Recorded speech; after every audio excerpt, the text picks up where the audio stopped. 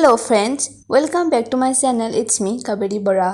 आज मैं आप लोगों के लिए लेकर आई हूँ Thai blue drama 2 months episode 10 in Hindi explain. इसे हम पिछले एपिसोड से सीधे वापस शुरू करते हैं।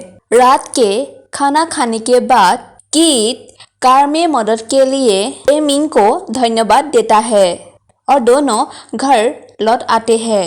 अपने हॉस्टल में किट एमिंग के बारे में सोचना बंद नहीं कर पाता और प्रतियोगिता से उसकी तस्वीर को देखना शुरू कर देता है।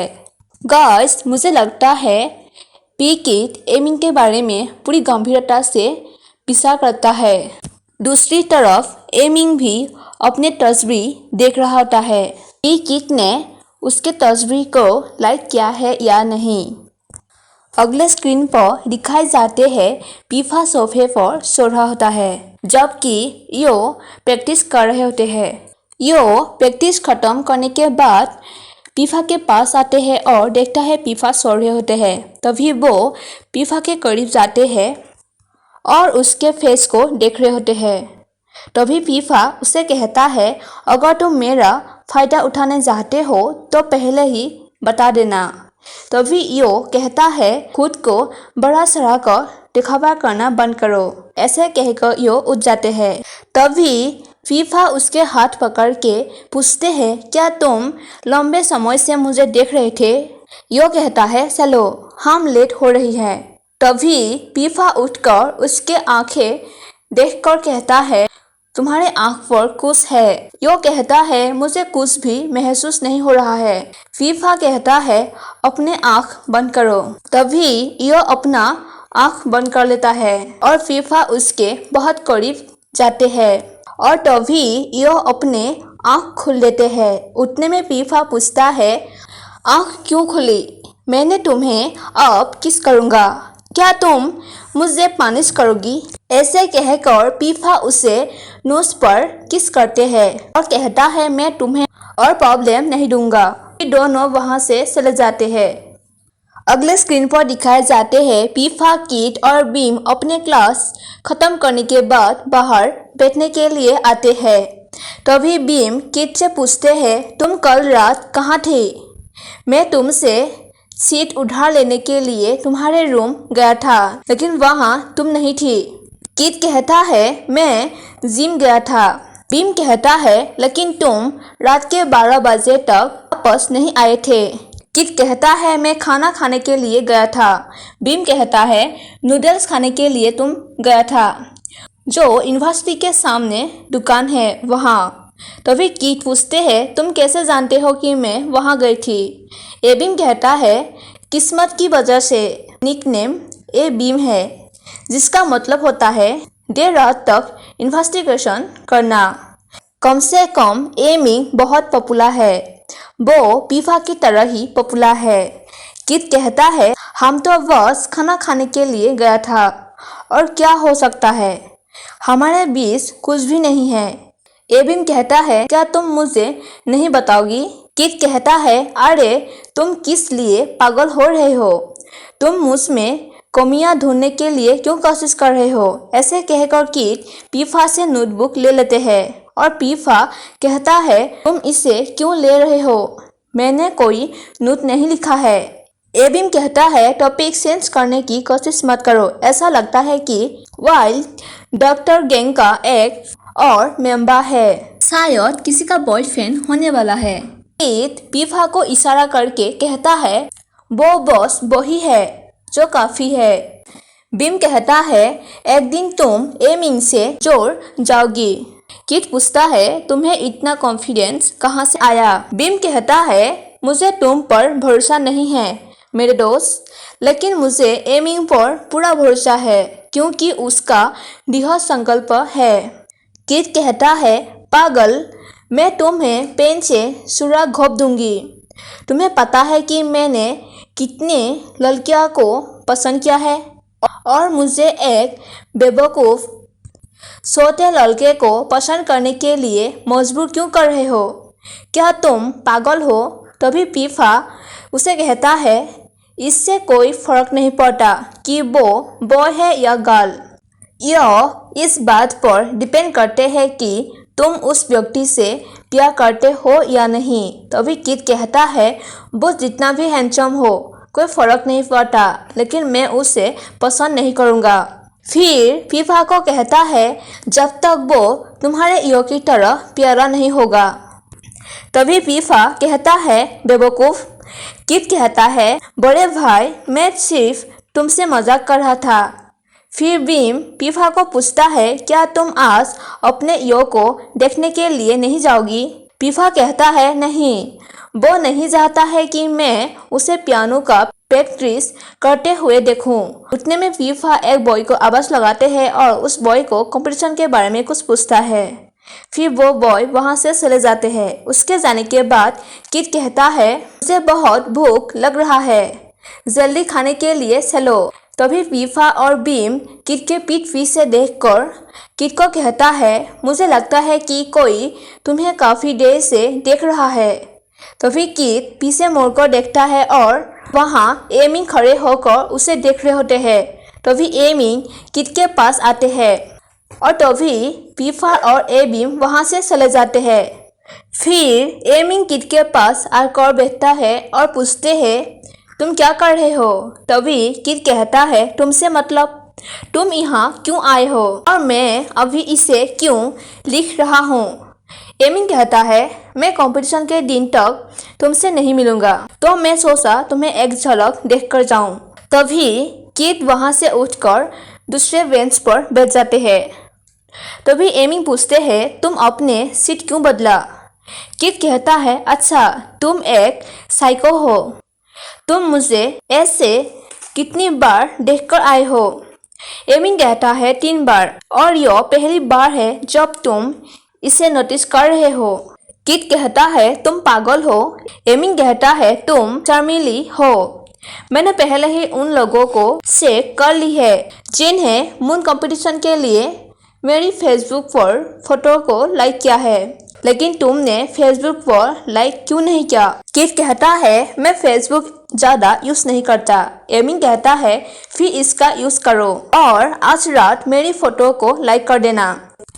किड कहता है, तुम साइको हो, तुम मेरा पीछा कैसे कर सकते हो और फिर तुम ये भी चेक करके आए हो कि तुम्हारा फोटो मैंने लाइक किया है या नहीं? एमिंग कहता है, क्योंकि मुझे तुम्हारा प्रेरणा बहुत इम्पोर्टेंट है। तभी किड जाने के लिए उठ जाते हैं और एमिंग कहता है, मैं तुम्हें कैफेटेरिया ले जाऊंगा, फिर मुझे प्रैक्टिस के लिए वापस जाना होगा, लेकिन किड वहाँ से चले जाते हैं।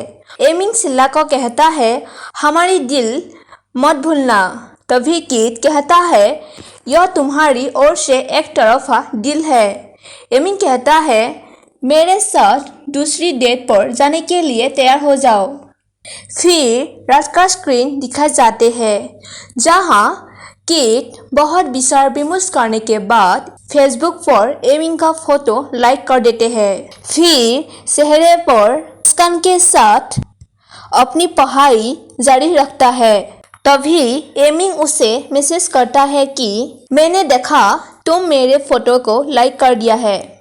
किड कहता है, मेरा हाथ फिसल गया था। एमिंग कहता है, तो तुम फिर से अपना हाथ खिसकाओ और लिखो कि तुम भी मुझसे प्यार करते हो।